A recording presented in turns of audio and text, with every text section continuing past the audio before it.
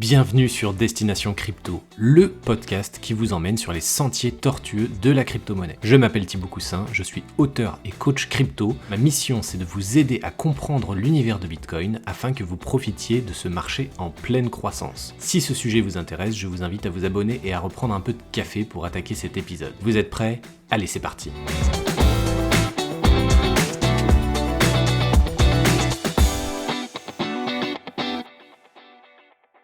Bonjour à tous, j'espère que vous allez bien. Aujourd'hui, on se retrouve pour un épisode un peu particulier parce que pas d'interview, pas de décryptage, pas d'analyse un peu du marché.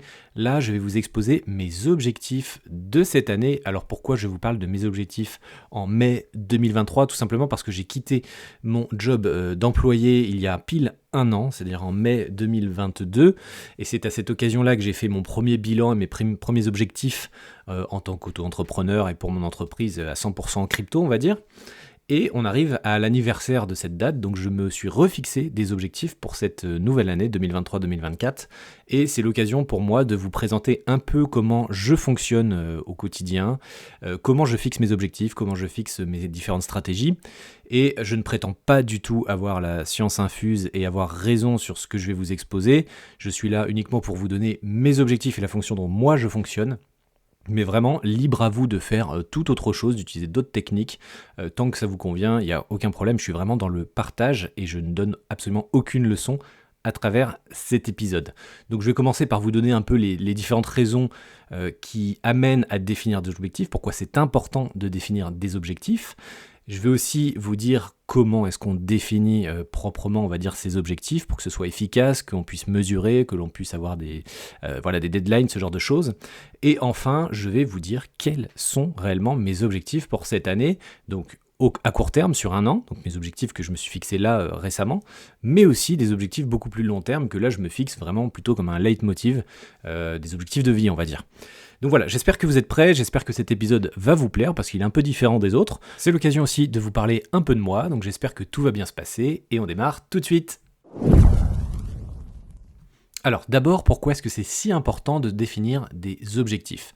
Donc fixer des objectifs, ça permet déjà de se concentrer sur ce qui est vraiment important, donc prioriser, hiérarchiser les actions, pour éviter de perdre du temps, de l'énergie sur des choses qui ne sont vraiment pas prioritaires. Ça permet aussi de fournir une direction claire, une vision d'avenir pour vous projeter un peu sur du long terme, mais aussi maintenir une motivation. C'est face à ces objectifs qu'on se confronte à nos succès ou à nos échecs, donc c'est important de définir ça. Ça permet d'évaluer, donc comme je le disais, les progrès, mesurer les résultats, mais aussi, très important, de stimuler la créativité et l'innovation pour trouver des solutions face aux obstacles qui se dressent devant vous. Donc moi j'ai rencontré pas mal d'obstacles, que ce soit pour les livres, que ce soit pour le podcast, que ce soit pour du coaching, de la formation. Et à chaque fois, forcément, définir des objectifs qui sont des fois très ambitieux vous pousse à trouver des solutions, à vous entourer des bonnes personnes, à prendre contact, à sortir de sa zone de confort. Et donc ça, c'est en définissant les objectifs qu'on arrive à cela. Donc c'est pas la seule façon, mais ça permet de se confronter à tout ça. Autre élément aussi important, c'est quand on définit des objectifs, on améliore aussi en général la gestion de notre temps et de nos ressources, parce qu'on sait que on doit définir nos actions prioritaires et on va allouer une partie de ce temps-là pour ces actions-là.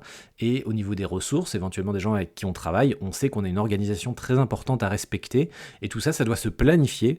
Et on doit avoir vraiment une feuille de route. Alors, si je devais résumer ça en quelques mots, ne pas avoir d'objectif, c'est naviguer sans cap, que ce soit de façon professionnelle, dans la vie professionnelle ou dans la vie personnelle. Avoir de la motivation, c'est très important pour atteindre un but. Donc, il faut avoir de la motivation, il faut avoir des objectifs.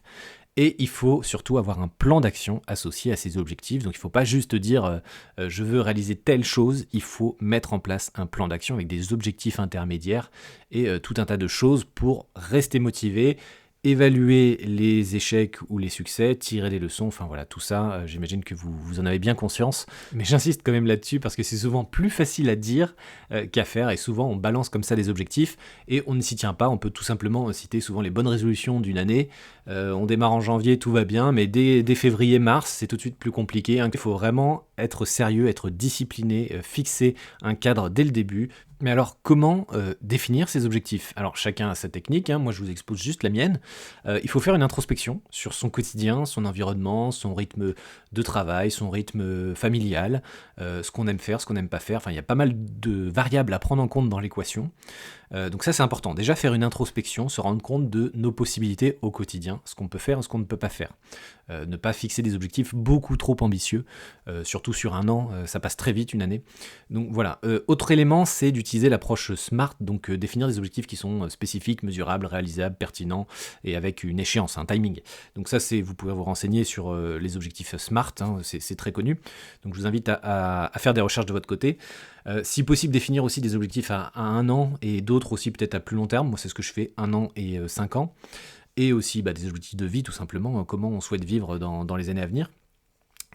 Aussi, ce que je vous recommande vraiment, c'est d'inscrire vos objectifs sur un tableau près de votre espace de travail, si possible. Alors moi j'ai de la chance parce que je suis dans un bureau et donc je peux avoir ce tableau, on va dire, souvent on appelle ça un vision board, donc c'est là où on définit les objectifs à atteindre et qui est vraiment à côté de moi, donc au quotidien je peux jeter un œil à ce que je dois faire et mes objectifs pour toujours avancer et avoir vraiment ces objectifs en tête. C'est important parce que quand je le faisais, j'avais défini des objectifs initialement il y a 1 an et j'avais pas ce tableau juste à côté de moi, donc ce qui fait que j'y revenais de temps en temps, mais j'avais pas cette idée fixe en tête où tous les jours je vois mes objectifs, je suis vraiment en communion avec et je sais où je dois aller. Et ça, c'est important de l'avoir. Et je vais y revenir avec l'exemple de la guitare, vous verrez plus tard. Mais avoir une guitare juste à côté de soi, sans la housse et qui est juste prête à l'utilisation sur son trépied et le médiator qui est prêt, c'est beaucoup plus facile, beaucoup plus accessible que d'avoir une guitare qui est dans le garage, dans sa housse. Et voilà, donc ça, c'est typiquement le vision board, donc votre tableau d'objectifs, il doit être près de votre espace de travail. Si c'est possible, bien sûr, si vous êtes en déplacement constamment, c'est plus compliqué. Mais dans la meilleure des situations, ce serait ça l'idée.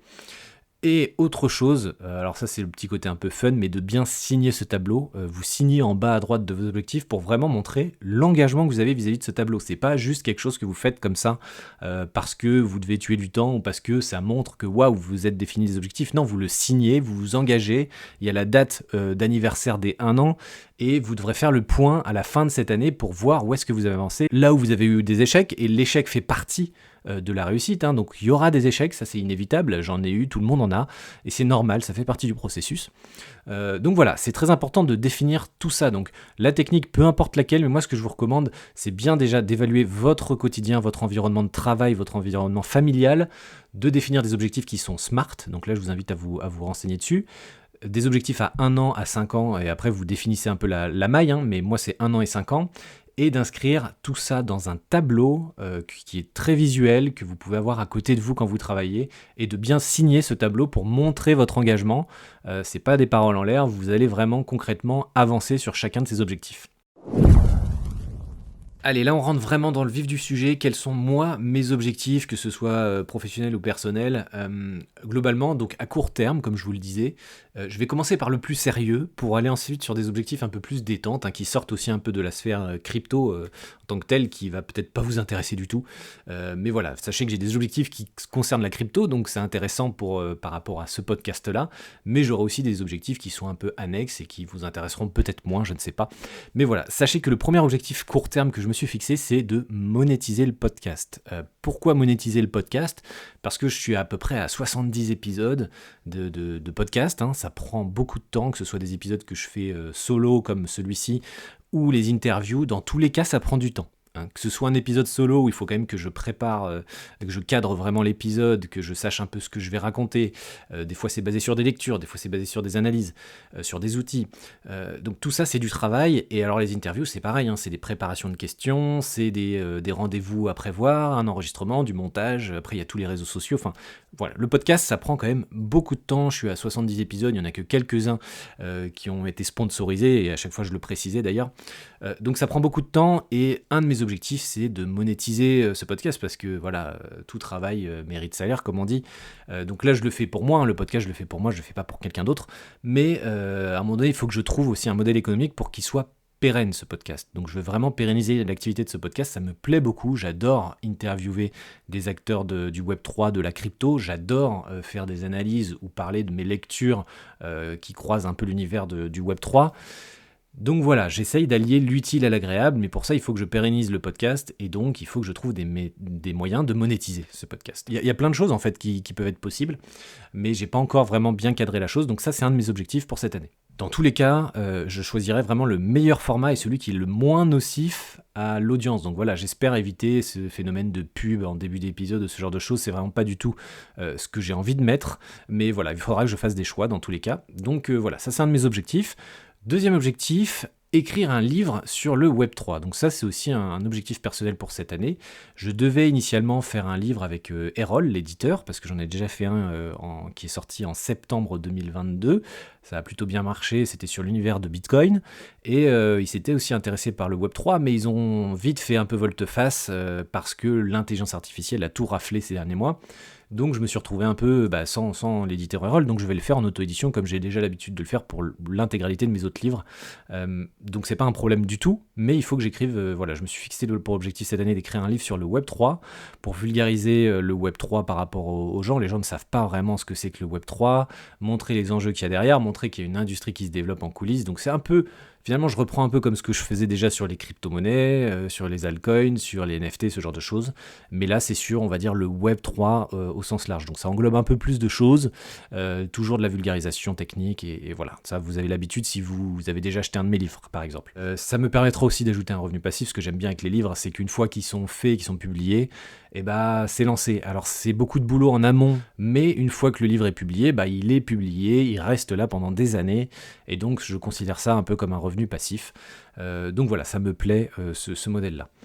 Et l'avantage de ce livre sur le Web3, vous le verrez, mais j'aborderai ça un peu plus tard dans un épisode dédié sur ce livre-là. J'ai vraiment envie que ce livre il mette en avant des projets concrets du Web3, que le lecteur puisse vraiment facilement, grâce à des projets qui illustrent les concepts du Web3, qui puisse vraiment se plonger dans cet univers du Web3. Donc là, l'objectif, c'est de faire participer aussi la communauté pour me donner des projets qui auraient du sens d'être dans ce livre-là, qui a pour volonté de vulgariser le Web3 au grand public. Donc là, j'ai déjà des projets en tête, que j'ai déjà interviewés aussi, certains, mais c'est aussi une façon pour moi de faire partager ça avec la communauté et de l'impliquer dans l'écriture de ce livre, qui est vraiment une proximité entre moi, l'auteur, et le contenu que je vais produire, qui va être impacté directement par ma communauté. Donc ça, je trouve ça important, et je pense que c'est une des valeurs du Web3, donc je trouve ça intéressant que moi, je la mette aussi en place. Troisième objectif, investir autrement que dans la crypto, car je suis vraiment beaucoup exposé à la crypto, donc j'investis essentiellement dans la crypto-monnaie, et à part quelques actions en parallèle, j'ai pas grand chose d'autre, par exemple sur l'immobilier ou sur d'autres actifs, ou l'or, ou ce genre de choses. Donc un de mes objectifs pour cette année, c'est aussi de me diversifier. Alors il y a forcément l'immobilier en tête, parce que je pense que c'est un investissement très intéressant, et alors il y a des alternatives, il y a des choses qui se font dans l'univers de la crypto, sur l'immobilier, donc que ce soit Realty, WeSeed, il y a des façons d'investir dans l'immobilier en passant par des jetons, de la tokenisation. Realty, c'est directement via des jetons sur une blockchain, donc c'est intéressant. Ça me permet de rester dans l'univers de la crypto tout en investissant sur l'immobilier. Il y a WeSeed qui est plutôt du financement un peu du crowdfunding dans l'immobilier, donc on finance des projets et on a un rendement dessus. Bon, c'est une autre façon de voir les choses. Mais il y a aussi éventuellement de l'investissement locatif pur et dur. Donc là, j'investis dans un appartement et voilà, j'espère avoir un loyer, de ce genre de choses. Ou même des investissements qui sont même carrément un peu différents, que ce soit dans un box, que ce soit dans des startups ou des choses comme ça. Donc là, il y a un de mes objectifs, c'est vraiment d'investir dans autre chose que de la crypto, du Bitcoin, de l'Ether et des altcoins. Donc ça, à voir comment ça va se passer, mais j'ai pas mal de pistes. Et là, on rentre sur les objectifs un peu plus détente. Donc, un des objectifs, c'est d'apprendre la guitare. Donc, je l'ai mentionné juste avant. C'est pour ça que j'ai utilisé cet exemple-là, parce que depuis peu, j'ai mis une guitare à côté de mon bureau et je m'en sers tous les jours. Donc, c'est super agréable. C'est vraiment un kiff perso. J'ai longtemps eu la guitare pendant un an et demi dans le garage. Elle prenait la poussière. Et là, ça y est, j'ai mon bureau, donc je peux vraiment jouer de la guitare. C'est super parce que ça met toujours un peu d'ambiance. Avec les enfants, c'est sympa. C'est détendu. Donc, ça, c'est apprendre la guitare. Donc, je vais évaluer ensuite, à la fin de l'année, il faudra que je sache faire une dizaine de morceaux à la guitare. Donc voilà, ça c'est aussi un objectif très important pour moi. Et le dernier objectif à court terme, c'est de faire un marathon. Donc ça tombe bien parce qu'en mai 2024, il y a un marathon du côté de Biarritz, donc qui est, on va dire, le plus proche de chez moi, même si c'est pas tout près. Mais c'est ma deadline, du coup, c'est de réaliser ce marathon à Biarritz. Donc j'ai toujours été un peu sportif, mais pas au point de faire des distances aussi longues. Donc c'est une volonté personnelle de repousser un peu les limites, de voir quelles sont mes limites physiques et mentales, et voir comment je me comporte quand je suis vraiment dans le dur, quand on arrive 20, 30, 35 km. Je pense que c'est compliqué à gérer. Donc voilà, j'ai hâte de voir ce que ça va donner, cet objectif-là. Et si jamais il y a des gens dans l'audience qui sont motivés pour faire le marathon de Biarritz en 2024, qui n'hésitent pas à m'envoyer un message, ce sera avec plaisir qu'on court ensemble, ou du moins qu'on se croise au début et à la fin de la course. Faire un marathon, c'est très important pour moi parce que ça va aussi m'obliger à m'entraîner pour rester en forme, donc toujours être un peu motivé pour sortir, pour pas être comme un guignol au marathon, donc il faut que ça m'obligera à sortir, à m'entraîner, et je vais en profiter justement pour me motiver à utiliser donc les Move to Earn, les applications qui récompensent les efforts avec des jetons. Donc vous connaissez peut-être Stepn, à une époque il y avait Stepn. Bon, il y a pas mal de Move to Earn qui existent, il y en a beaucoup, donc c'est difficile de voir ce qui est bon, ce qui est moins bon, mais dans tous les cas, à partir du moment où ça motive les gens à sortir, à faire du sport et à atteindre des objectifs comme par exemple un marathon pour mon cas, je trouve que ça vaut le coup de lancer un Move to Earn. Quitte même à lâcher un billet pour démarrer sur un Move to Earn, parce qu'en fait, malheureusement, le sport, c'est toujours compliqué de se motiver, de le faire toutes les semaines, 2, 3, 4 fois par semaine. Et moi, je me suis rendu compte que quand je faisais un Move to Earn, j'étais toujours un peu plus motivé à sortir. Et le sport, c'est la santé. Donc, il y en a qui lâchent un billet pour une salle de sport, salle de muscu, d'autres qui lâchent un billet pour avoir des cours de tennis. Là, c'est l'occasion de lâcher un billet pour un Move to Earn. Alors c'est absolument pas une incitation à l'investissement ou à la dépense ou quoi que ce soit, mais je sais que moi, le Move to Earn souvent m'incite à sortir un peu plus et à atteindre du coup mes objectifs, parce que c'est grâce à ça que je peux envisager de faire un marathon. Donc pour ce plan d'action-là, je vais sans doute passer par l'application Defit. Le CEO était d'ailleurs intervenu sur le podcast, je trouvais cette personne assez inspirante, Kevin Serrou. Et donc je me suis lancé sur Defit. Alors je sais pas si ça va me rapporter de l'argent, peu importe en fait, moi ce qui m'importe surtout, c'est d'arriver à un objectif qui est le marathon, et de toute façon je vous donnerai plus de détails dans un épisode dédié. Voilà, c'est tout pour mes objectifs court terme, donc sur un an, donc j'ai hâte de faire le bilan l'année prochaine, j'ai pas mal de pain sur la planche, donc monétiser le podcast, écrire un livre sur le Web3, investir autrement que dans la crypto, apprendre la guitare et réaliser un marathon. Je ne sais pas quel sera l'objectif le plus compliqué, je ne pense pas que ce soit le marathon, je ne pense pas que ce soit écrire un livre sur le Web3. Par contre, investir autrement que dans la crypto, donc par exemple dans l'immobilier ou monétiser le podcast, ça peut être de vrais gros challenges. Donc j'ai hâte de voir ce que ça va donner. Pour aller encore plus loin dans cette démarche, en espérant que ça vous ait plu, pour les 3 objectifs qui allient un peu la crypto, donc que ce soit l'investissement, le livre sur le Web3, mais aussi le marathon avec l'application Move to Earn Defit, je vous propose de faire un épisode dédié pour vous tenir au courant de comment je mets ça en place. Je pense que ça peut être super intéressant d'ouvrir un peu les horizons sur une thématique comme le livre Web3, comme le Move to Earn que je vais mettre en place pour mon objectif personnel, ou encore l'investissement sur un autre actif que de la crypto direct, que ce soit de l'immobilier tokenisé ou de l'immobilier tout court ou de l'or ou peu importe ce que ce sera, je ne sais pas encore. Dans tous les cas, j'espère que cet épisode aura été utile pour vous, que ça a pu alimenter votre réflexion, que ça a pu vous permettre de prendre du recul, d'optimiser certaines choses, peut-être de vous remettre en question, de faire une introspection, je ne sais pas, d'avoir un vision board, d'avoir les objectifs, de les signer, de s'engager vraiment un peu plus concrètement dans vos objectifs.